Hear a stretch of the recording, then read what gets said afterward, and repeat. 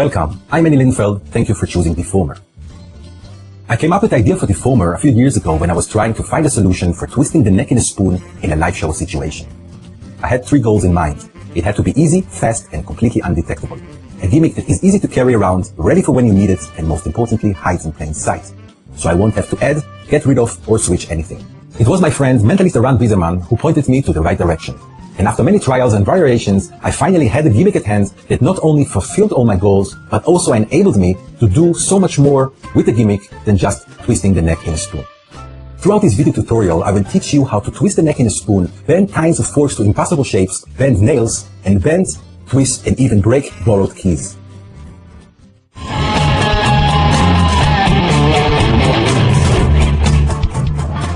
Inside the package, you will find one regular Sharpie and one Sharpie cap made out of metal. Now, the metal Sharpie cap is the Deformer gimmick. Now, the first thing that you want to do before you start using the Deformer gimmick is uncap the Sharpie and cap it with the metal cap. Now, you want to push the Sharpie all the way into the cap so it's shut completely and doesn't fall off. Now, the Sharpie cap, the metal one, is designed to keep the Sharpie wet for a long time so it keeps writing and doesn't dry out. The gimmick hides in plain sight and looks completely innocent. When you want to give out the marker to a spectator for signing something, for example, always uncap it like this with your left hand and give only the marker to the spectator and never give out the cap itself because it is a little heavy and if they hold it, they might know something fishy is going on. So always give out this marker only. Now, when you take it back, you always place it back this way. You want to push it all the way inside the cap so it keeps writing for a long time and won't get dry. And when you want to get rid of it, all you have to do is basically take the Sharpie and put it in your pocket and you got rid of the gimmick and it's always ready for you for the next time you want to use it.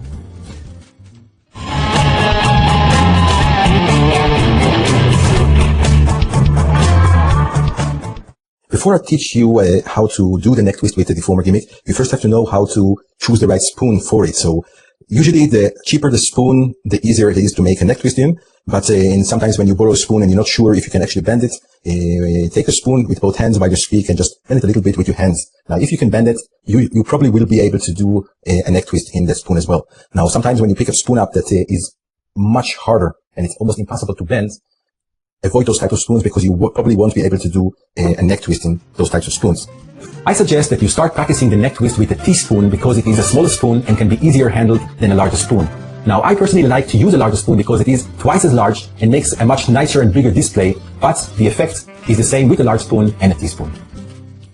Now I'm going to show you how to make the actual twist in the neck of the spoon. Now, the way to do this is like this. You take a spoon, you ask the spectator to sign the spoon. The spoon can be a borrowed spoon from the spectator, and then you are going to hand him the marker, and he is going to sign the ball of the spoon right there. Now, when you take the marker back, make sure you cap it all the way shut so it's locked in place, and then shift the gimmick to the right hand and hold it with the cap facing downwards and inside your palm while the marker itself is protruding from the other side, like pointing outwards. Now you want to make sure that the clip itself is against the fingers, okay, this way, and you're going to hold the marker in a very casual way. You don't make a big deal about it. After the spectator has signed the spoon, take the spoon from him and hold it at the bowl of the spoon with your left hand. Now you want to shift the spoon to the right hand and enter the tip of the handle inside the clip of the gimmick right there. So it goes in like so, okay? Now you're going to do this while it's concealed in your hand. You just place it in there and I'm going to just hold both the spoon and the marker this way. Now, if I'm going to show you the other side, this is how it looks like. The handle is inside the clip and you are going to hold everything like this while you speak.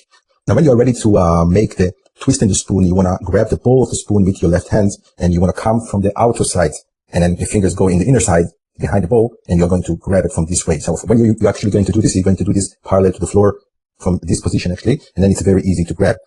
So whenever you're ready to make a twist, you simply turn both hands in opposite directions. And now, as you can see, the spoon has a full twist in there, but the spoon is a little bit bent as well because not every time that you do the neck twist is going to be perfectly aligned. So what I'm doing before I actually expose the spoon, so I'm doing the twist and then immediately fix it a little bit.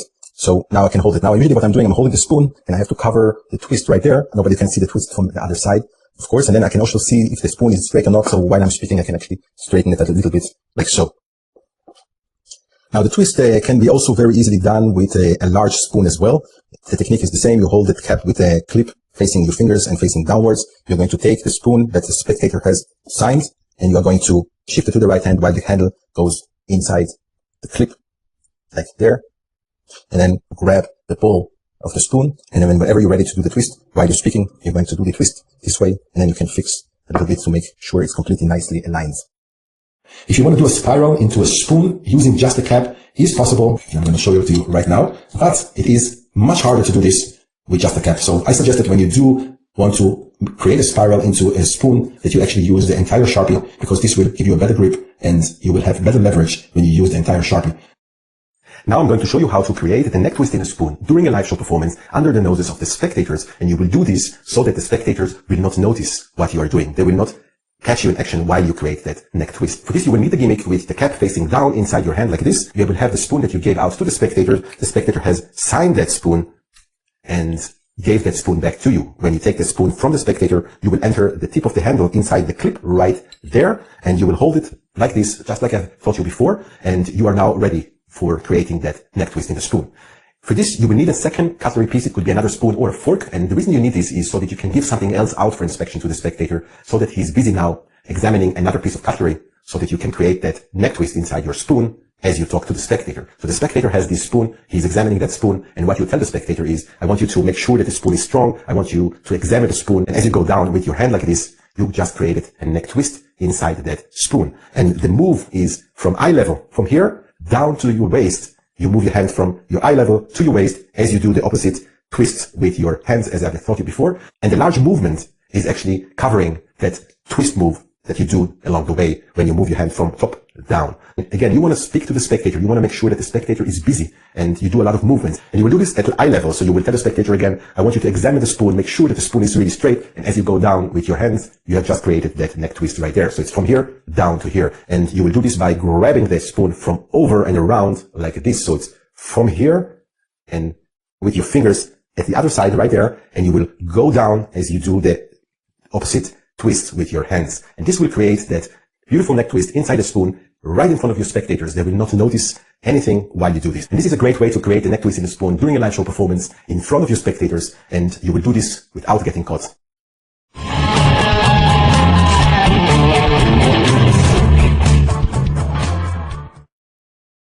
Now, after you have executed the twist in the spoon, you want to make sure that you always cover the twist itself so it's not visible, so you can hold it with your thumb and rest of the fingers covering the twist.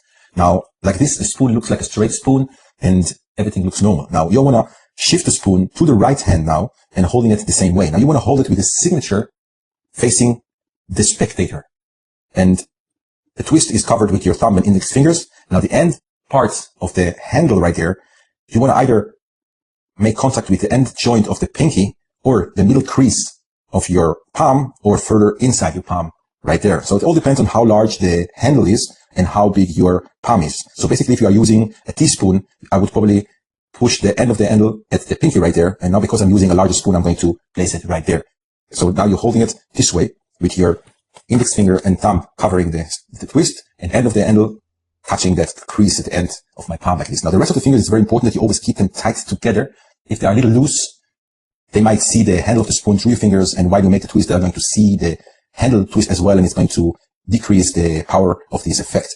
Now to animate, all you have to do now is push the end bone of your palm against the tip of the spoon this way. Okay, so now what you're actually doing is pushing the spoon out like so. Okay, but you want to hold the index finger and thumb tight at the twist part. So when you push, what's actually happening, as you can see, it's actually making the spoon twist while it goes out of the fingers. Now you want to do this very slowly and dramatically while you pretend to channel energy with your other hand and make some movements to make it look better, so they can see the twist happening right in front of their eyes. Let's do this one more time. Okay, so you want to push upwards with this part. So it doesn't matter if it's against your pinky, the end of the palm, or the middle of the palm, you want to push upwards so the twist is slowly revealed from between the index finger and thumb. Now, you're going to do this like so. And when you reach halfway, so the spoon is now halfway twisted, you won't have to push anymore. You can simply now slide the thumb backwards like so. So this will complete the twist all the way. If you do this in one motion, you'll start by pushing the bone and palm upwards. Halfway through, you're going to continue simply by sliding your right thumb downwards to complete the twist. Now you're going to do this while you hold the spoon parallel to yourself and the signature towards the spectator. So you're going to do this like this. So when the signature is facing upwards, you can continue with the thumb to continue the twist all the way through, and then you can show the spoon to the spectator and give this out as a souvenir to him.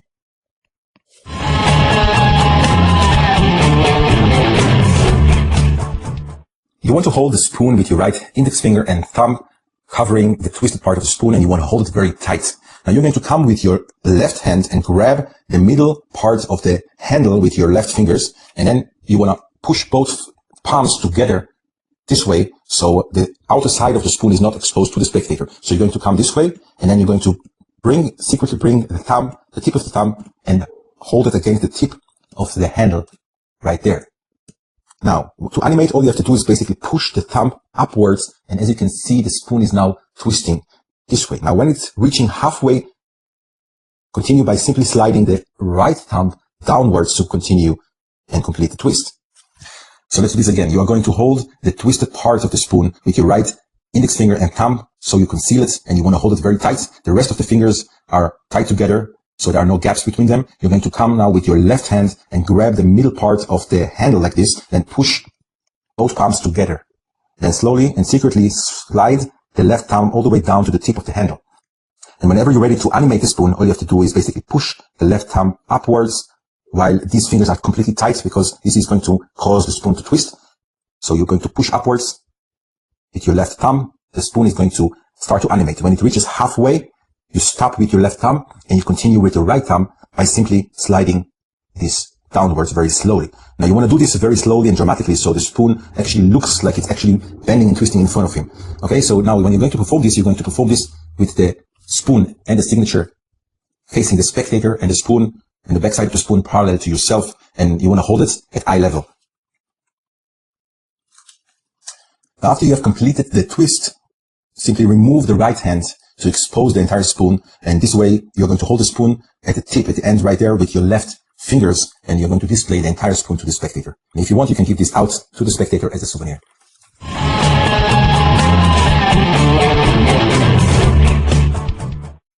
One of the things that you can do with the deformer gimmick is to create multiple spirals into a single spoon. Now here you can see a spoon that has 2 spirals, this one has 3 spirals, and this one has 4 spirals into the spoon. To create multiple spirals into a single spoon, you want to hold the Sharpie upside down with the cap facing yourself and the clip of the cap touching your fingers, just like you have done before. And when you are ready to create the multiple spirals, you will enter with the handle of the spoon inside the clip right there, and you want to hold it like this with the spoon already prepared inside the clip, and now you are ready to create multiple spirals. And just like you have done before, you will come with the other hand around like this, so you're basically coming from the outer side of the spoon, and you want to have the fingers touching the inner side of the bowl of the spoon like this. You want to hold the spoon with the outer side of the bowl facing the spectators and the inner curved side of the spoon facing yourself. So you are going to come with your other hand like this, and whenever you're ready to bend the spoon, all you have to do is twist both hands in opposite directions, just like you have done with the first spiral that I've taught you earlier. So you're going to do this, and now you have the first spiral into the spoon. To create a second spiral, all you have to do is do the same move again and again. Now, as you can see, I can bend the spoon with multiple spirals into the spoon like this. Now, I suggest that you create multiple spirals into one single spoon pre-show with the deformer gimmick. It is very easy to do. The number of spirals that you can create into a single spoon really depends on how strong your hands are, and it is something that I suggest that you prepare pre-show, because this way you don't need to misdirect the spectators. If you want to create lots of spirals, like 3 or even 4 spirals into a single spoon, it's going to be much harder to do, especially that every single spiral that you add to the spoon is going to be harder to accomplish, because it requires more strength from your side, from your hands. So you need bigger misdirection, and it is harder to do. So I suggest that if you do decide to make so many spirals into one single spoon, that you actually do this pre-show and not during a live show. If you decide to create multiple spirals into a single spoon during a live show performance, I suggest that you create 2 spirals instead of 3 or 4, just because you need to misdirect the spectator much less when you just create 2 spirals. Because the more spirals you want to create into a single spoon, the more you need to misdirect the spectators. What you want to do is let the spectator sign that spoon. You take the spoon back, you show the signature, you will place the handle of the spoon inside the clip right there, and then whenever you're ready, you will come from the back like this, like I've taught you just before. You will twist the hands in opposite directions, and then you have the first spiral into the spoon right there. You will then take that spoon, and you will use one of the techniques that I've taught you to animate the spoon and create the first spiral into the spoon, and you will let the spectator examine that spoon. And because the spectator now assumes that this effect is now over, you can now take that spoon back and go back to your place the spoon on the table, you will place the handle of the spoon one more time, and then while you talk and misdirect the spectator, you can do a second spiral like this, and then you can place this spoon onto the table, and later on when you come back to that, you expose that the spoon is now bent even more than the first time, or if you want to do some kind of animation to the spoon to create the second spiral, you also can do this. If you want, you can also do something else, and that is create the actual spirals in front of the spectators. And what you would do is, after you let the spectator sign the spoon, you would then hold the spoon, and then while you talk and say that you are going to channel energy into the spoon, you explain that you are actually making the spoon softer and softer while you're channeling energy into it, and nothing really happens. And then to prove how soft that spoon is, you can now do this in front of the spectator. You say, look how I can bend this spoon right in front of you, and you can actually give that spoon to the spectator as a souvenir, and you can tell the spectator to try to unbend this spoon. It's not going to happen because it is almost impossible to do. In fact, you can give the spectator a second straight spoon and let them try to twist that spoon. They will never be able to do this with their hands. So this is another performance idea that you can do where you are channeling energy into the spoon to make the spoon softer, to make the metal of the spoon softer, and then you just, in front of the spectator, do that twist, and then you just give that spoon out as a souvenir to them.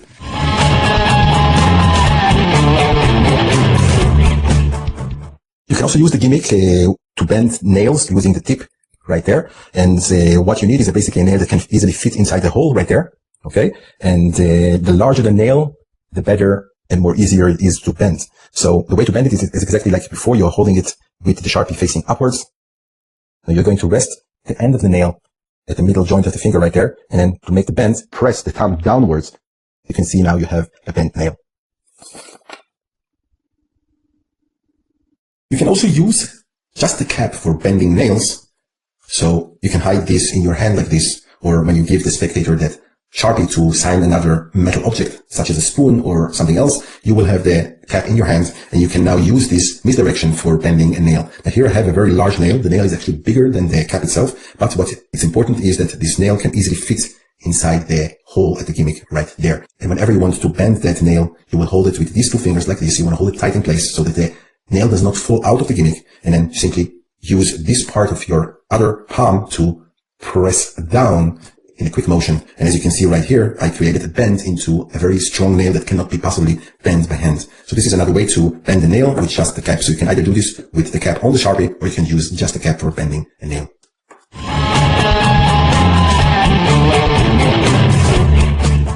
Whenever you're ready to perform the effect with a nail, what you want to do is give those nails out for inspection to the spectator, ask him to choose one, then hand him the marker to mark the chosen nail at the top, right there. And then while you misdirect the spectator, place this nail into the hole at the tip of the marker right there.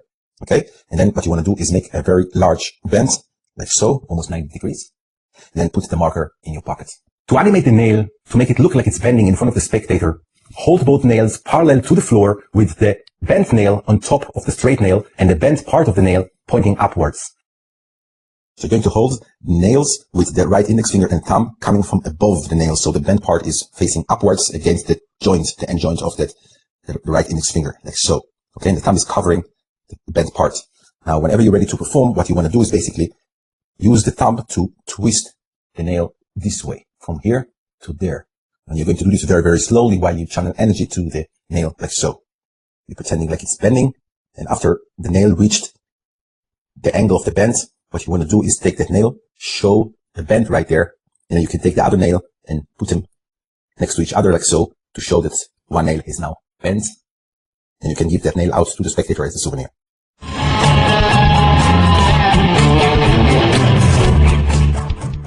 You can also use the deformer to bend keys, and you can do this in 3 different ways. You can either bend the key, twist the key, or break a key, and I'm going to show you how to do this. Now, the type of keys that you want to use are the cheap ones. So borrow a key from a spectator, or if you want, you can hand him one of your own keys and ask him to sign the key. Then take the marker back and hold it in your left hand. So the clip is now facing upwards and the cap facing outwards. Okay, you're going to hold this in your hand like this. Okay, a little bit concealed like this. Take the key back from the spectator.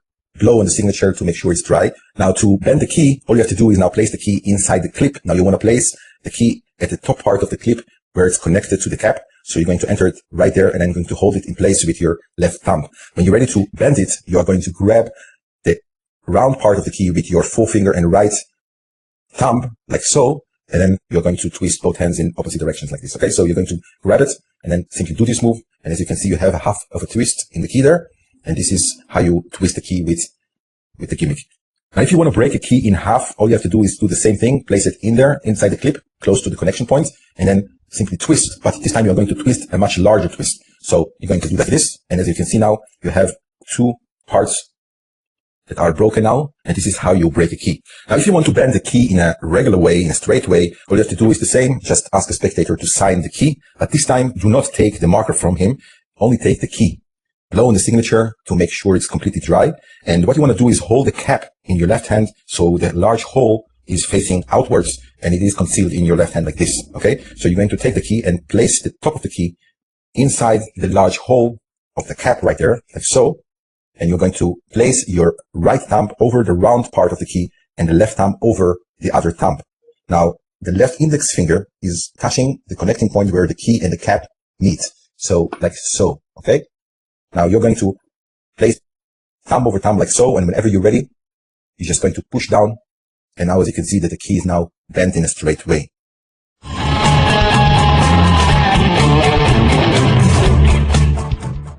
Okay, you want to give the spectator the key and the marker and ask him to sign the key.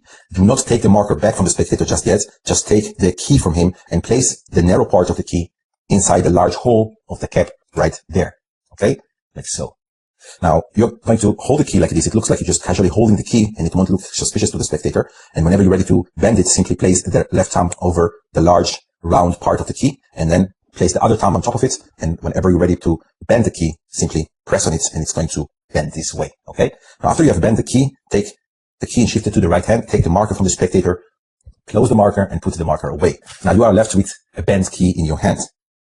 So now you have a few ways you can bend the key. You can either simply place it in your hand and pretend like you're concentrating and after a few moments open and show that the key has bent. You can also place the key in a spectator's hands and do the same. Or if you want, you can strike the key with your fingers to make the key bend in a more visual way. So what you want to do is like this. You hold the key like so and you just start rubbing it like so. Okay, start rubbing the key very slowly. And then slowly show that the key is now bent. Or if you want, you can have a spectator hold the tip of the key like this, and then simply place your index finger on top of it like so. So it's covering the narrow part and the bent part of the key.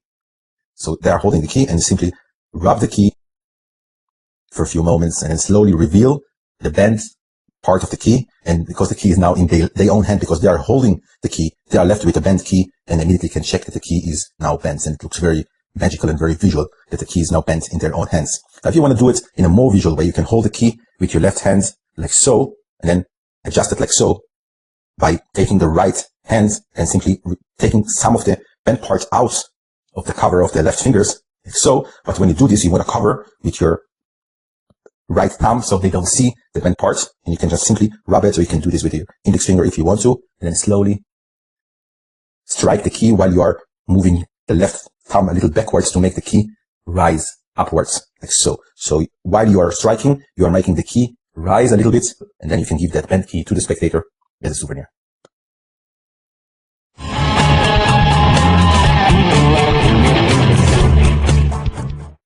You want to hold the twisted key at the two long side of the narrow part of the key like this, but don't hold it all the way in. Hold it as far as possible out where the bent part is like this. So this way it looks like it's a straight key as long as you don't show that twisted part. So you hold it from the two narrow sides like there, and then slowly make the key turn this way by simply squeezing these two fingers like this. Okay. But you're going to do this very slowly as you pretend like you're channeling energy, and it looks like the key is twisting like this. And then you can show that the key is now twisted halfway, and you can give this out for examination. If you want, you can even do this after you have turned the key and made it twist a little bit. You can reposition by taking the key out a little bit so they can now see the twist, and then continue the twist by simply turning the key a little more by sliding the left index finger this way.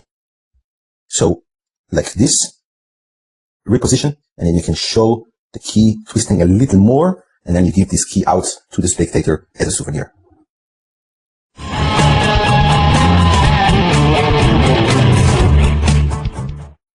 Now, with some keys, depending on the type of the key and how strong the material of the key is, sometimes when you're going to try to over twist the key, it's actually going to break in half, which is a great thing. So you have placed the key in the clip right there, and then simply turn the key to make a twist. Now, if you want to break the key, you simply turn more than usually. And as you can see now, the key is now broken in half. Now that broken part is going to still stay in that left hand, while the other part of the key is actually held in your right hand. So what happens at that point, after you have broken the key, you want to take that part of the key and turn it this way. Okay, so from here, this way. But you're going to do this while you are actually letting go of the other part in your left hand as well. So you're going to do this at the same time. So after you have broken the key like this, you're going to turn and let go of the other part in your right hand. It looks like you're just dropping the key in there, and then move the key, the broken part of the key, the large part, from this point up to there. So now you have one part of the key in a finger palm position and the other part of the key at the fingertips. So the spectator don't know that you have actually broken the key in half, and it looks like you're just holding a regular key. Now, if you want, now you can ask the spectator to hold that part of the key, and what you're going to do is pretend like you're rubbing the key very slowly. You rub the key, rub the key, rub the key, and then you can move it up and down so it looks like the key is becoming softer and softer, and then simply ask him to put his other palm underneath, and then he's holding this part and his other palm is underneath, and after you have stroken the key, you just let go of that broken part so it falls in their own hands. So they are left basically with the two parts of the broken key, and you can give this to the spectator as a souvenir.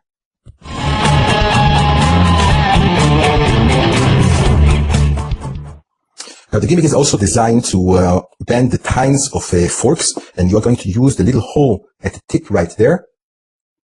And the way to do this is you hold the Sharpie in your right hand. You can also do this with your left hand if you are a lefty, but it's better to do this with your stronger hand. And you're going to hold it this time so the cap is facing outwards and not inwards into your palm like you did with a clip before.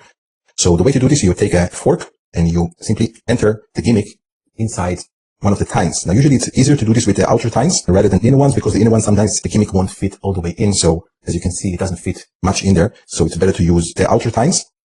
I'm going to go through all the different bends that you can do with a fork. So the first bend that you are going to do is a large arc bend into the prong of the fork. And you can do this either with the prongs pointing up like this, or with the fork upside down with the prongs facing down. I think it is easier to do this with the prongs facing down. And what you are going to do is enter with the fork into the hole right there at the Sharpie. And you want to place your thumb right there at the end of the prong right here. And you are going to press the thumb downwards, and at the same time, you are going to move the left hand upwards. So you have the fork right in there, and you are going to move the entire Sharpie. And as you can see now that I have a little bend right there at the prong, and it's a large bend where the bend is right there at the end. So what I've done, I've pushed the entire Sharpie against my right thumb. What's also great about this is that you can also use it very easily with much heavier and more expensive forks. Unlike the twist here, you don't have to make the force into very thick metal. So even though it is a very thick fork, an expensive fork, the tines are thinner and usually very hard to bend by hand. But if you have a gimmick, you can also use it to make a nice large bend into a very nice expensive fork.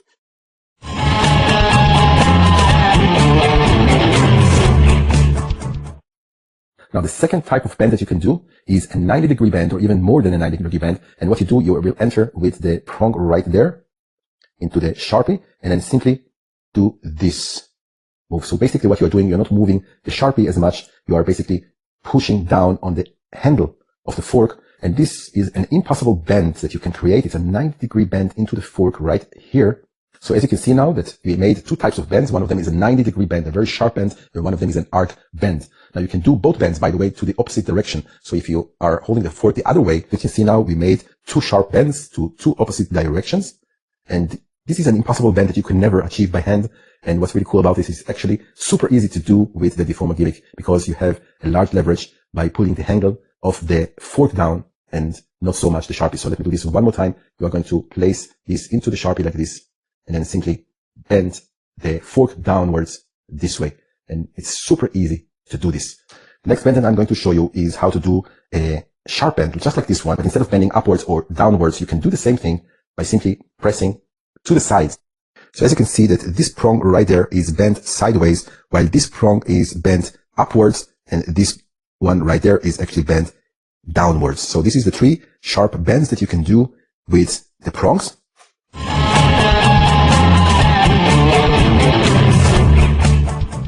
What you want to do is bend one of the inner prongs of the fork. So while you misdirect the spectator, place the tine of the fork inside the hole right there.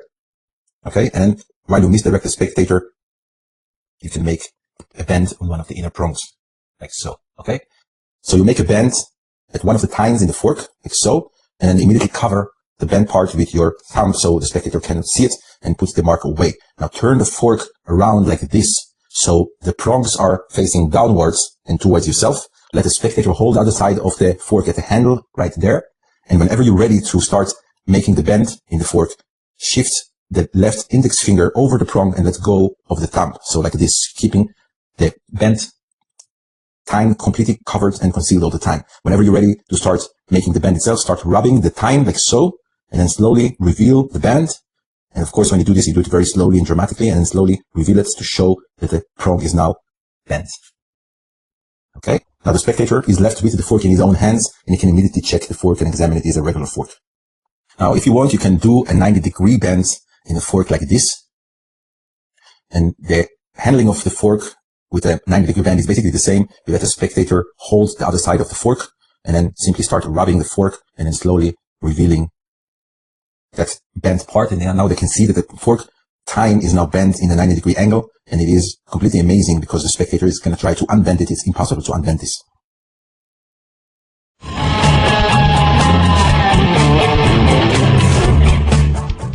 Another method to make the prong of the fork look like it's bending in a very visual way is to hold the fork straight up like this with the tines of the fork facing upwards and the natural curve of the tines facing yourself. Hold the fork with your left hand covering the tines with your left fingers like this, okay? So you're going to bring up the fork and then position the fork upright as you grab the handle of the fork with your right hand and immediately start shaking as you concentrate on the fork. Now shake front and back in a very fast motion and then gradually slow the motion so they slowly can see now that the tine of the fork is bending right in front of them, and then stop to show that the tine of the fork has bent.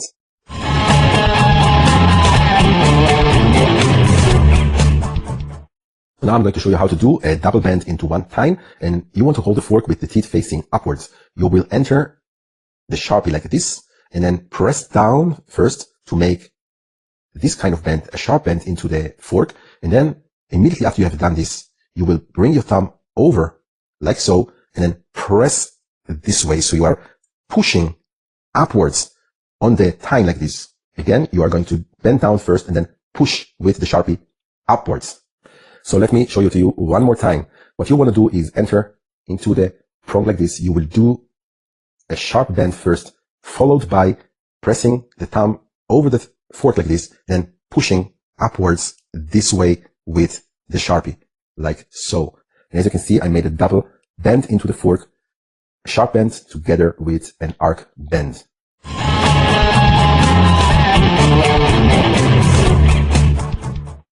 Now I'm going to show you how to prepare the tine of the fork so that you can easily break it. Now you can do this either pre-show, or you can actually do this during a live show performance where you're creating that break in front of the spectators. And let me show you the technique first. So what you want to do, you want to place the tine into the tip of the gimmick, and you want to hold the fork with the natural curve facing upwards, but you can also do this facing down, but it is easier to do this with the fork facing upwards like this. And whenever you're ready, all you have to do is just simply bend the tine of the fork like this into a 90-degree or a little more than a 90-degree bend, just like I've showed you before.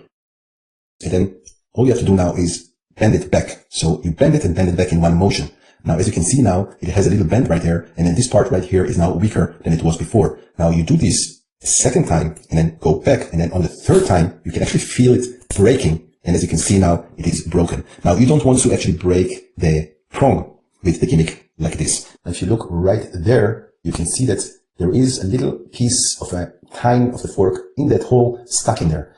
And that happened because I placed the tine too deep into the gimmick, and I actually broke it with the gimmick like I've done just a moment before with this piece right there. So sometimes it actually might get caught. So you have to be careful when you do this. And the way to test this is before the show, you want to place the tine into the hole of the gimmick right there. And you want to make sure that when you put it in and out, that it slides in and out freely and it doesn't get stuck. Because with some forks, especially when you have a fork with a very wide tine, and when you stick it in there and you feel it's getting stuck in there and it's a little hard to remove, you should probably do this with the more inner tines, which are usually thinner than the outer tines. But with this fork right here, I don't have a problem because it actually goes in and out freely and doesn't get stuck when I do this. So that's why I was able to actually remove that piece. So let's do this one more time. So you have that time right there. And what you do during the live show, you do this. And then the third time, you're going to feel the break. And then just when you felt the break, you want to remove the gimmick. As you can see right here on this prong right there, it is now broken, but not all the way. So what you do, you break the prong with the gimmick, but you don't break it all the way. You just want to make sure that it is still connected. And the way to do this is by simply bending down and up. On the third time, you will hear the break. And when you hear the break, you want to make sure that you don't bend the tine anymore, and you just remove the tine from the gimmick. And now you'll have the tine ready for a break. So basically all you really need to do is now do this, and it's broken right there. You just bend it up and down during the performance, and it will slowly break like this. So let's do this one more time. You take the tine, you place it into the gimmick right there, and during a performance, while you misdirect the spectator, all you really need to do is do this once, and then twice, and then a third time. And when you hear the break, then it's when the prong is ready for a break during the performance. Now, when you perform this, you want to let the spectator hold the other side of the handle right there, and you will cover the tine with the thumb and forefinger, and you just pretend to rub that tine to channel energy into that tine. And what you do, you just bend up and down a few times like this, and the spectator is holding this other side, and you just go like this up and down, and then slowly you will feel that it is actually breaking in your hand like this, and you then show that you have just broken the tine of a fork with your fingers. Let me show it to you one more time. You just go up and down and then show that it is now broken. So this is the way to create a break into a fork. Now again, you can do this pre-show, and if you do this pre-show, it is easier for you. You don't have to misdirect the spectators during a performance. You will prepare that break before the show, and all you really have to do now is make sure that you cover that part, which is a very small part, and while you display the fork, you will show it this way while that prong is covered.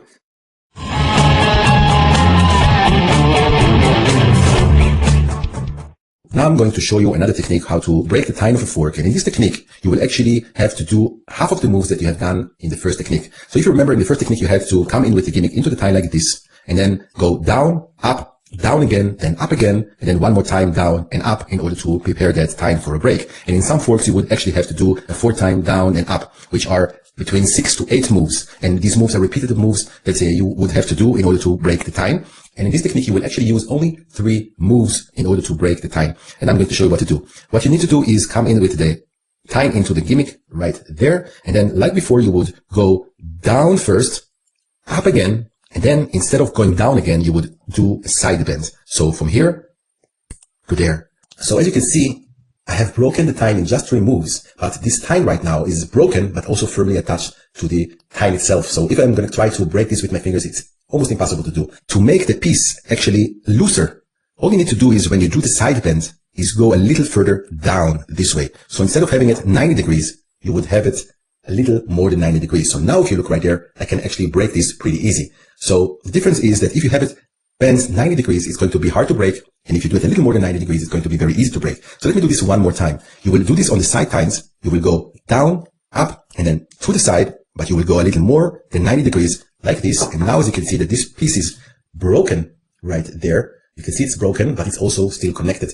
And what's great about this move is not only it took me only 3 quick moves to break the tine, the tine is also bent to the side, which can give you another phase for a routine where you first bend it and only then break it, which is a great thing. Another thing that I like to do once I come to this position where it's broken now, I like to put it back a little bit. So I'm not forcing it back. I just move it a little bit backwards. So this way, when you look right here, you can see it doesn't look like it's broken. It looks like it's firmly attached to that piece right there. And this is a great thing because now you can actually do another phase of the routine where the tine first bends to the side. You can actually bang it onto another cutlery piece or on the table, and the spectators can actually touch this piece right there. They will not know that this piece is now actually prepared for a break. So then when you take this back, you will continue rubbing this piece, and now you will simply break this piece apart. And this is a great technique, especially when you are trying to prepare the break during a live show, because now you have to do only 3 quick moves, and you have also a better chance that this piece is going to be actually broken. Let me show it to you one more time with another fork. What you do, you go down, up, and then to the side. And then if you want, you can push it just a little bit back right there. And as you can see, this piece right there is now bent to the side, but also prepared for a break. So this is how you do it. You go down, up, and to the side. So what you would do during a real performance, if you want to prepare a break in front of the spectators during a live show, what you would do, you would have 2 cutlery pieces, a fork and another piece. You would give out a fork first. You will ask a spectator to sign their name across the handle right there. You take that fork back and give them the spoon so that they can examine and sign that spoon. And while the spectator is busy signing the spoon, you will have the gimmick in your hand and you will come in with the fork into the gimmick like this. And while the spectator is busy checking the spoon, all you really need to do is quickly bend the tine 90 degrees down this way. And then if you want to straighten that piece up again, grab that handle and then just raise the handle upwards to straighten that piece. And then what you do, you simply move the fork from this position into this position. And what I've done, I've actually bent that piece to the side and also prepared that piece for a break. So now I'm going to take the marker back, place the marker inside the cap right there, and then place the marker inside my pocket. And while I'm doing this, I always cover with the thumb and forefinger so that the spectators cannot see that bend and break into the tine right there. And then I would place the fork inside my pocket or somewhere on the side, and I would start by bending the spoon first. I would do any regular bend that I want to. And then while they are amazed with the first phase of the routine where I bend that spoon, I will come out with my fork and I will cover this piece right there. And then I will let the spectator hold the other end. They will hold the other end. I'm going to start to rub that piece and then show that it is now bent to the side. And then if I want, I can go and do a little more bending like this and then slowly show them that this piece is now broken.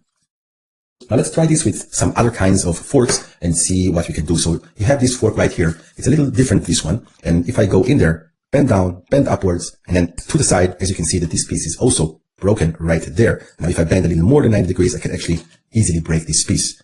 Let me try this now with a more expensive fork. So you would come in with the tine into the gimmick, bend down, bend upwards, and then sideways. Now as you can see right here, we actually managed to break the tine even with a more expensive fork like this one. And as you can see that this piece can also be broken now. Let's try this one more time. So we have going down, up, and then to the side. And as you can see, now we can break this piece apart. As you can see, we managed to actually break the tine in both a cheap fork and a more expensive fork with this side break technique. Experiment with the forks that you want to use just to make sure how the metal reacts, how flexible the metal is, and how strong the metal is.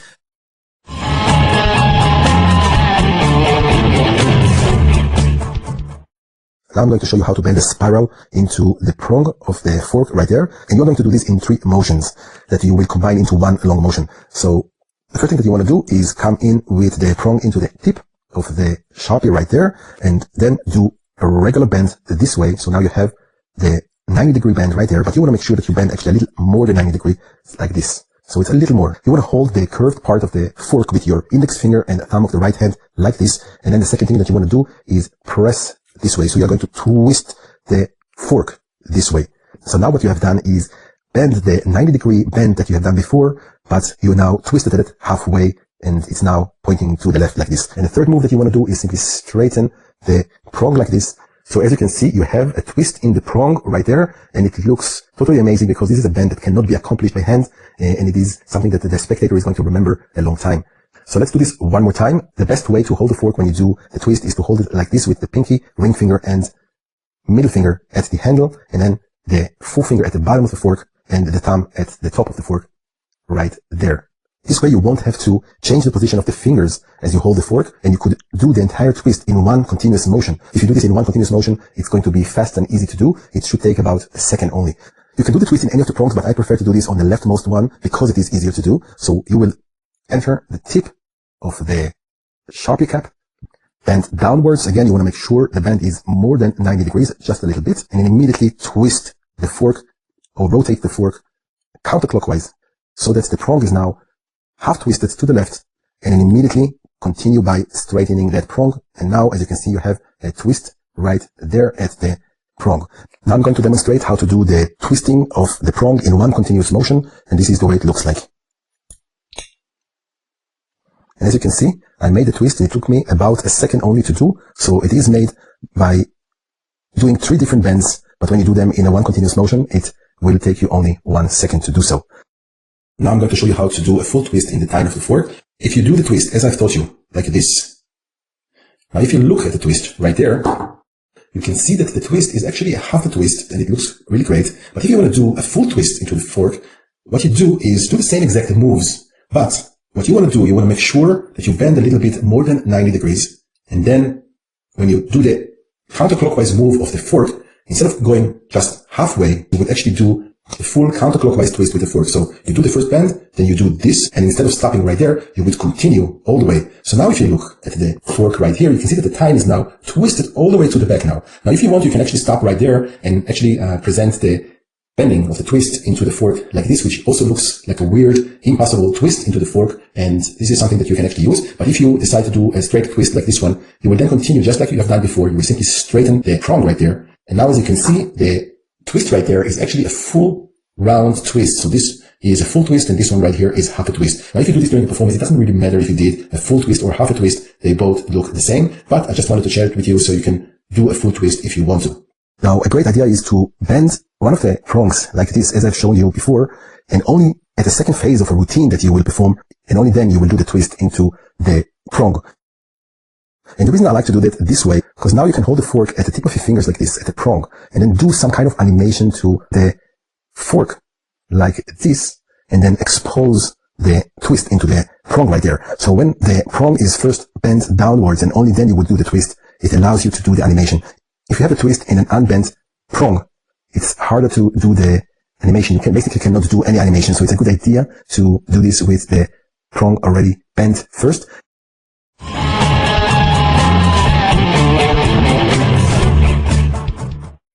What's great about the Deformer gimmick is that you can actually use only the cap to bend forks. You don't need the entire Sharpie. So you can just take the Sharpie out and use just the cap to bend the metals, the tines of a fork. So you can use it with both hands. You can do the entire twist as well, just the cap. So you don't really need the entire Sharpie. It is easier with the Sharpie because it is larger when you hold it. So you have a better grip and you have a better leverage when you actually use the entire Sharpie. But you can also use the cap itself when you want to bend some metals. And this is great because, let's say if you are doing a routine where you bend a spoon and then later a fork, you can keep the fork out for examination. They can sign the fork. You take the fork back and then let them examine and sign the spoon. And while the spectator is actually busy checking and signing that spoon, this is when you have enough time in this direction to actually bend the fork while he's busy with the spoon. Because for the spectators, the routine didn't start yet, and you have this fork in your hand and the cap in the other hand, and all you really need to do is, while he's busy, you can just simply create some kind of bend into the time, and it is very easy to do this.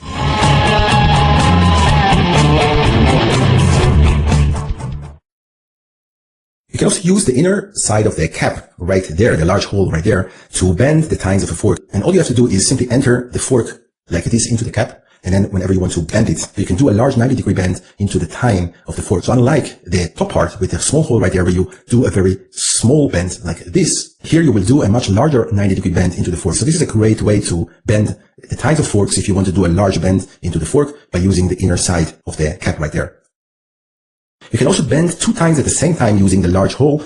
All you have to do is simply enter 2 tines into the large hole like this instead of just 1. So you will have 2 tines in there, and now you can do a double bend. So as you can see right there, I actually bent 2 tines at the same time with the cap. So if you place only 1 tine in there, you can see that you are bending only 1 tine, or if you place both tines into the cap, you will be able to bend 2 tines at the same time.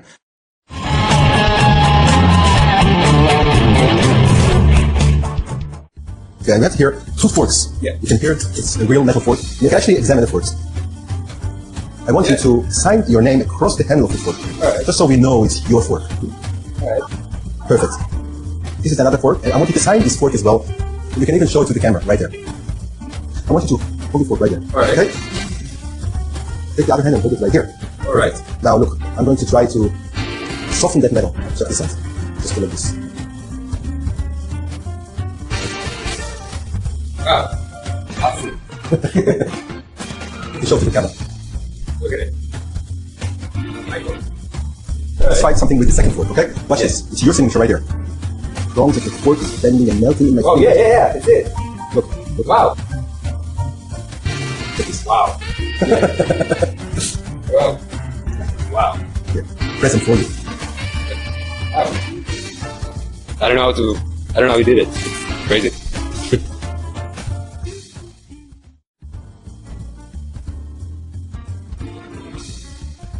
Now I'm going to explain how to perform the routine where I bend 2 forks in the spectator's hands. The way I'm doing this is as follows. I have 2 forks and I have the Deformer gimmick in my back pocket right here.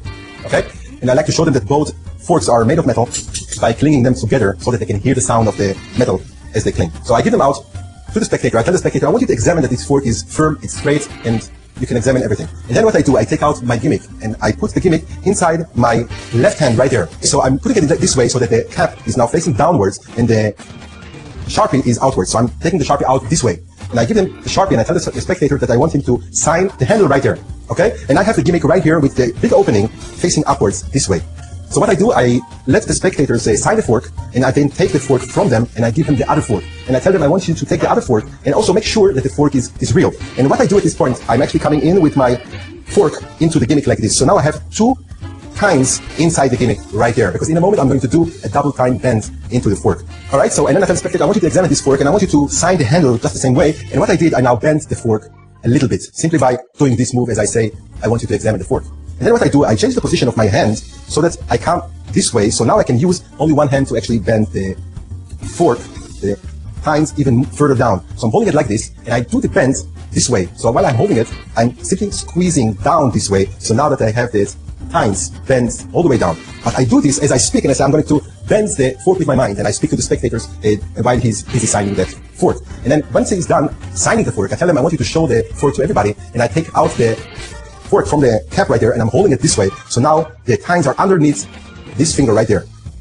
Okay, the index finger, but it's covered with the thumb on top right there. I take the marker from them, I close, and I'm putting this other fork in my pocket, and I'm going to use that other fork in a moment, right? And then I take that fork, and what I do, I tell the spectator, okay, so you have signed your name right there. And what I did, I actually placed that tine into the tip of the gimmick right there, while I'm holding it this way. So I tell the spectator, here, you signed your name right there, and you have examined that this fork is really strong. And what I did, I actually bent down and upwards with the gimmick, as I said, and you have examined that this fork is strong, and nobody can actually see this move. It's a very small move. And then what I do, I will now change my position of the body this way, as I'm moving the fork down this way, while it's still in there. So I'm going to go this way, and I tell the spectator, I want you to hold this end right there. And what I did now is actually bend this to the side right there. So what I did, while I moved my body this way, I actually came from this position, and I moved down to this position. So it's this way at the beginning. I tell the spectator, here, I want you to hold this end right there.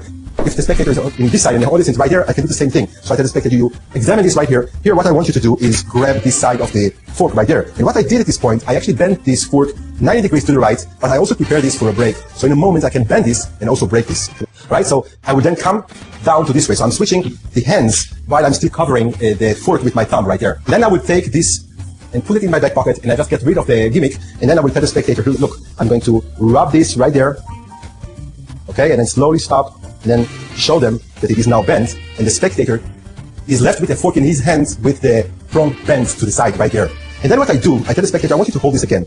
And then watch this. I continue rubbing my fingers, and as I do this, I'm actually breaking this little piece, and I like to place this little piece at the middle on top of the fork right there. So this way, he's now left with both pieces. And I said, look, you can actually examine these pieces, and you can examine that it's broken now. So now you can see this is now broken right there.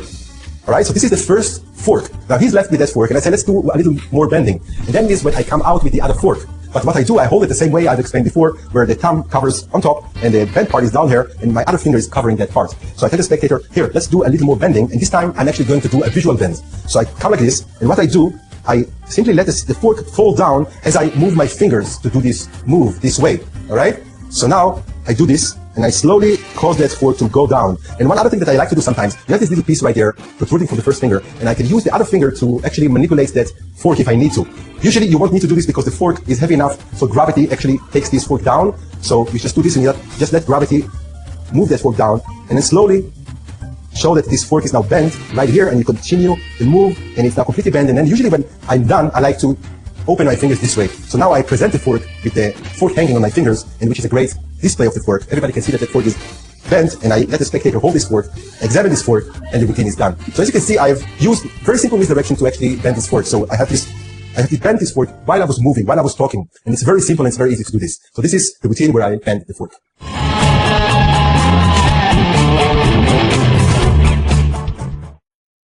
Now I'm going to show you how to create a full twist into the tine of the fork, but also prepare that fork for a break at the same time. And what you want to do is like this. You want to come in with the gimmick into one of the side tines. You always want to go into the tine which is closest to you. So if you decide to do the other tine right there, you want to hold that fork upside down like this, and you will go into that tine right here. So now what you want to do, you want to bend the fork like this, but you want to create a large bend. So it's this way. So you are going to go with the gimmick as far as possible. So what you will do, you'll bend this into a large angle bend like this. And the best way to do this is with the cap of the gimmick facing upwards. So this way the clip is not in the way when you are trying to make a large bend like this. And then you want to immediately move the fork counterclockwise all the way around this way. So now if you look at the tine right there, you can see that the tine actually goes all the way around and up this way. And then the last move that you want to do, you want to straighten that tine, just like you have done when you created that twist before. But instead of going this way, you want to go from this position down. So you are straightening it by going from up and down instead of to the side. So you basically could go this way to straighten that tine, but instead you will do this like this. So it's like a round move this way. And the reason I'm doing this is because now that tine is not only twisted, but it is also prepared for a break. So if you look right here, you can see that the tine is fully twisted, but it is also prepared for a break. And as you can see, you can easily break this tine this way. So what's great about this is that you created a full twist into that tine, and you also prepare that tine for a break. And this way you can do a two-phase routine where you first twist that tine and then later break that tine, but you prepare this in one continuous motion with the gimmick. And this is a great thing because now you have two types of bends, a bend and a break that you do with the gimmick.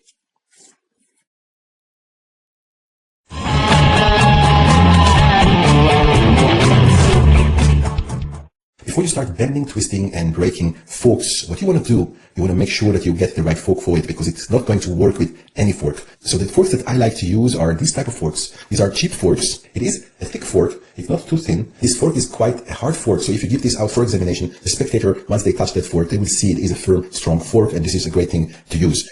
This fork, for example, right here is a very thin fork. It is almost half of this one right here, and once you give it out, you can see it's super easy to bend. It just feels too cheap, and that's why I don't like to use those type of forks, because you can basically bend this so easy with your fingers, which is a great thing if you don't give them out for examination. But if you do, when the spectator can just bend it back, it just doesn't look good and it doesn't work the way I want it to work. So I would avoid those type of forks. So the best thing is to go out and try different types of forks and see which one is best for you. Right, so let's try out some of those forks that we have here, and let's see which one is the best to use. So if I'm going to take this one, for example, this is a nice fork that looks good. It doesn't look cheap. And what's also good about this fork that it has quite a bit space between each tine. And that's a great thing because you can easily fit the gimmick into the middle tines the way you want it. So let's try out and see how it works. So you would bend this way, and then this way, and then straighten this up. So as you can see, I can actually create this beautiful bend and twist into a very thick and nice, expensive fork. The only thing is that this piece right here is not prepared for a break. So it is prepared with an arc bend and a twist, but not for a break. Right, so we have this fork right here. This fork right here is a cheaper fork, but it is a little different than the one that I actually use. And if you look right here, it's very hard to go into the tines with the gimmick because the space between the tines is very narrow. So this is something that you have to like really push in to actually get in there. So let me try this one right here. And as you can see, this one is a great fork for bending, twisting, and breaking this right here. You can see that this piece is now broken off that tine right there. And the one that I normally use is this type of forks. This is a nice, cheap fork, but it is also very strong. And the great thing about this is that you can actually bend this very easy with the gimmick, as you can see right here. And this one also is prepared for a break. As you can see, it is now broken. This one right here is a more expensive fork. It has very large tines. And let's see if I can actually bend this as well. But as you can see, it is a little hard because the tine tends to jump out of the gimmick after you make that side bend right there. And that is because the tines of this fork are very narrow, and that's why it falls out of the gimmick. You could use it to make a bend like this, but it doesn't work like with those other forks. So this is a nice fork, but I would probably avoid this type of fork, simply because the tine tends to jump out of the gimmick. So this is a fork that I would not use. So again, what you want to do, you want to experiment with different types of forks. And if you decide that you don't need that break at the end, in the last phase, I would go for this fork right here. It is a nice, beautiful, and expensive fork. And this is something that I would probably use. And if you decide that you actually want to create the bends and breaks at the end, you can use one of these two forks right here.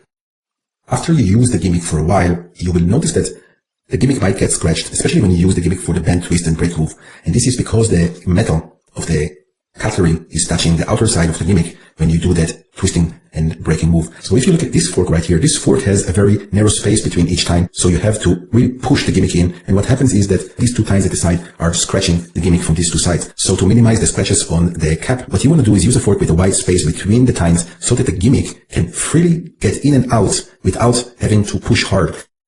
Now I'm going to show you how to do a next level bend into the tine of the fork. And what you want to do, you want to create a full twist bend, like I taught you just a moment ago, into one of the middle tines of the fork. So instead of doing this onto the tines on both edges, you are actually going to do this on the middle. This is very important that you do this on the middle. So what you want to do, you want to come in with the Sharpie into the tine of the fork. You want to hold the fork with the natural curve facing upwards, and you want to make sure that you go into the tine like this. All right, so now you have the tine into the gimmick right there, and you are going to create a regular full twist into the tine. So first you are going to bend down a little more than 90 degrees, then move counterclockwise this way with the fork. As you can see, the tines right there is actually touching the cap of the gimmick right there. And this is going to prevent you from basically moving the fork counterclockwise more than this right here. But you are going to do this anyway. So once you do the half twist counterclockwise, you're going to go a little more than you can actually do. So now you are going to put some force into it. It's not hard to do, but you just need to put a little more force. Now you can see that I actually bent the tine of the fork, a sharp bend to the side, and also a large arc bend at the same time. So with one move, I actually created two bends. And this is something great that you can do with just one move. But after you have done this, after you have created this bend until this point right here, you are going to now do this. So you're basically creating a full twist into the tine right there. And as you can see now, I have a full arc bend and a twist into the fork. But here's another great thing. Once you do this with the inner tines of the fork, and it really depends on the type of the fork that you use, sometimes when you actually create that twist right there, the piece right there is actually going to break a little bit. And this is great because now you have an arc bend, a twist, and a preparation for a break into the same time. And the great part about this is that you actually created all this with just one single move that you did. So you actually have to misdirect the spectator only once. So let's go over this one more time. You have two cutter pieces. You give the fork out to the spectators. They are examining that fork. They are signing that fork, and then you take it back. You will then give them the spoon. They will examine the spoon and sign that spoon. And while the spectator is busy inspecting the spoon and signing the spoon, this is when you have enough misdirection to actually create the bend into the fork. So let me show it to you one more time. You will do this now only with the cap instead of the entire Sharpie. You will hold the fork in your left hand with a natural curve facing upwards, and you will come into the middle tine with the gimmick like this. All right. And then you will bend downwards more than 90 degrees like so. And you will move counterclockwise, half a twist this way, counterclockwise, and then continue. So you're basically putting some force into it, and then you will just straighten that twist. And as soon as you feel that twisted part breaking, you will remove the gimmick and immediately cover with those two fingers. So as you can see, I have an arc bend, a twist, and a piece that is ready for a break. As you can see, it is very easy to break at this point. This time I'm going to bend the fork in one continuous motion so you can see how it looks like. So as you can see, I have an arc bend, a twist, and a piece that is ready for a break. And this is something that it happens very quickly. So while the spectator is busy examining and signing the spoon, you have enough time to prepare the bend, twist, and break into the fork. And immediately you want to cover the bend with the fingers just to make sure that the spectators around you don't see the bend in the fork right there. And you can now put it either in your pocket or put it in between other cutlery that you have on the table. It really depends on what kind of show you do. If you do a close-up show where you only use two cutlery pieces, a spoon and a fork, you will want to put the fork in your pocket. But if you have more cutlery on the table, you can place this fork in between some other cutlery and just make sure it's hidden in between the other cutlery so that nobody can actually see the bent fork. So the spectator is going to give you the marker back. You will cap the marker, right? So you can now take the spoon back from the spectator. And if you want to create a spiral into the spoon, you will do this just the way I've explained to you earlier under the spoon section. But if you want, you can also do a regular bend into the spoon. And there you don't need the deformer gimmick, so you can put it away. So this way you don't need to misdirect the spectator again by doing this. So you will do some kind of a regular bend into the spoon, the way you are used to do this. And now after this first phase of the routine, now you will take the fork from the pile and you want to make sure that you hide the bent part right here. And you will go into the routine where you first bend it, then twist it and break it. You want to hold the fork like this, and you're going to grab the other side of the fork with the other fingers of the left hand. And you're going to hold the fork this way so that the back side of the fork is facing the audience. So you're at this position and you cover the tine right there with the thumb from top and with the other fingers from the back. So you're going to start rubbing the tine like this and then slowly expose that you have bent the fork on the tine like so. But you want to hold the tine at the twist right there because you don't want to expose the twist just yet. So you're going to hold it like this. You're going to display the fork and you're going to show the spectators that the fork is now bent at the tine. And now when you go to the second phase of the routine, you will hold the fork like this, like I've explained to you before. And you're going to start moving your other hand underneath the fork as if you are channeling energy into that fork, and then slowly animate the fork by twisting it this way. So what you are doing, you're actually moving the thumb and forefinger like this. So you're going to hold the fork like this, and you are going to start twisting the fork by moving the thumb and forefinger. So you have the other hand underneath. You're going to pretend like you're channeling energy into the fork and slowly cause the fork to twist around like this. And then you grab the fork and show that the fork is not only bent now, but it also has a twist at the time right there. Right, so then you can give these to the spectators. They can actually examine that fork, and when you take the fork back for the spectator, you are going to go into the third phase of the routine. You're going to ask the spectator to hold the other end of the fork right there at the end of the handle, and you are going to come with these two fingers. You're going to touch the twisted part of the prong right there, and you're going to start rubbing the fingers like this, and then slowly cause that part to break, and then the routine is over. Now I'm going to show you another performance idea. You will do the phase 1, as I've explained, where you cause that tine to bend into an arc shape. You will then continue into phase 2. You will cause the entire fork to animate, and then you will show that twist in the tine right there, and then you will grab that part with the right fingers, and you will simply break this piece off, and you will do this secretly so that the spectator doesn't know yet that you have actually broken this piece. And what you want to do is hold that tine right there. So this piece is broken, but you hold the tine with the fingers, and then what you will do, you will twist that fork like you have done in phase 2, simply by moving the fingers and causing that fork to twist, and then all of a sudden you let it fall into the spectator's hand or into your own hand, and then you will show that it is now a broken. So what you have done, you have twisted the fork until the point where that tine actually broke in half. And what's great about this is that you have used the deformer gimmick to bend an arc bend into the tine, twist the tine, and also break the tine. And you did all this preparation with just one quick move with the deformer gimmick. When you try to bend, twist, and break a tine of a fork with the gimmick, you want to make sure that you don't rush it, because you are doing 3 moves in one continuous motion, and if you do rush it, sometimes the tine might jump out of the gimmick before you end all the 3 moves, because then you have to go with the tine into the gimmick again, and then continue the move, and this might take actually longer than if you wouldn't rush it. So when you do this, make it work. Don't rush it too much. Just make sure that it does work, because the spectator is now busy signing and examining the spoon, so you have enough misdirection to actually create this. And as you can see, that it doesn't take long to actually create the bend, twist, and break. It's just something that you should do and practice it so you can do it flawlessly, but don't try to rush it. To get best results of preparing the tine to a bend, twist, and break, what you want to do, you want to make sure that when you go in with the tine into the gimmick, that it goes all the way in. And the second important part is that when you do the bend, don't just bend 90 degrees. You want to make sure that you actually bend over 90 degrees as much as possible with the gimmick, like this.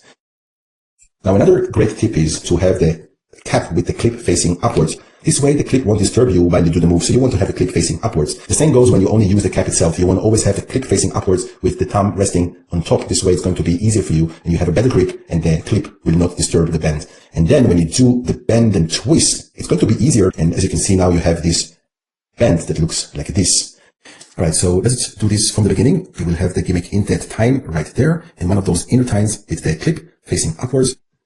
You are going to bend that tine, a large bend like this, followed by moving the fork counterclockwise and then all the way around like so, so that you create that arc bend and that half a twist right there. You want to now straighten that tine by coming from above and down and not from the side. So you want to go this way and then straighten that this way. And again, when you want to straighten that tine, you want to move with your right hand up and then down instead of just to the side like this. And the reason I'm doing this is because this way you have a better chance to actually create that break into the twist right there.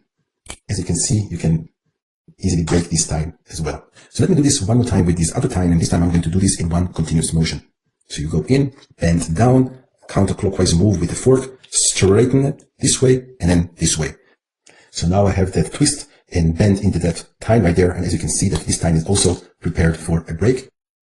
When you create the bend and twist with the gimmick into one of the tines of the fork, and you did not hear or feel that the tine at the twist has broken a little bit or cracked, don't worry about it. Don't try to fix it. In this case, you will just do the routine with the 2 first phases where the tine first bends into an arc shape and then you cause it to twist, and you will just not do the last part where it breaks. For the audience, this is a strong routine. It doesn't have to break. The break just gives you another added value for the routine if you want to, and it takes a little more time to do the routine. But if you did not feel the break, don't try to fix it. You just want to go along and just do the routine the way it is.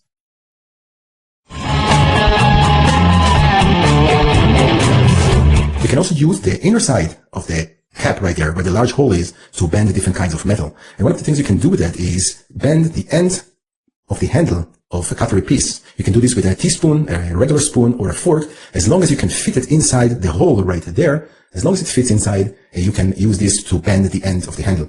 Now, if you look at this fork right here, you can see that it doesn't fit in there, so you cannot do this with a fork that doesn't fit in. But if you have a fork or a spoon that does fit into the large hole right there, you can actually use it for bending the end of the handle. And you will do this like this. You will hold the cap inside your palm like this, and once you take the fork back, you will place the handle inside that hole right there, and all you need to do now is bend the end of the handle like this. As you can see, I made a 90-degree bend at the end of the handle right there. Now this is an impossible bend that you cannot achieve by hand, and this is an amazing bend. Now you can easily hide it with the fingers like this, where you have the bend going under the thumb right there. And this way, when you display the fork, they will see that the handle is completely straight because this part is now covered with the thumb like this. And when you want to bend this part, you can let somebody hold the other side of the fork and then do this by rubbing the fingers and show that this part is now bent. Or you can do something even better, where you do this move with the fingers. You just slide the thumb down a little bit like this, and this will cause the entire fork to bend down. You will hold it like this, and you will move the other hand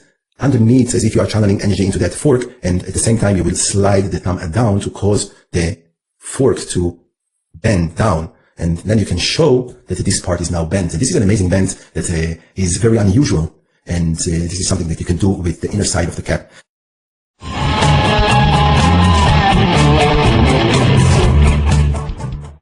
After you use the deformer gimmick for a while, you will notice that some of the color might scratch off, and this is happening because the metal of the cutlery might touch the gimmick itself and scratch off the color. So if this is something that bothers you, you can do one of two things. You can either take the Sharpie itself and simply color with the Sharpie some of those scratches, just so it looks a little better. And if you want, you can also spray paint them if you want to.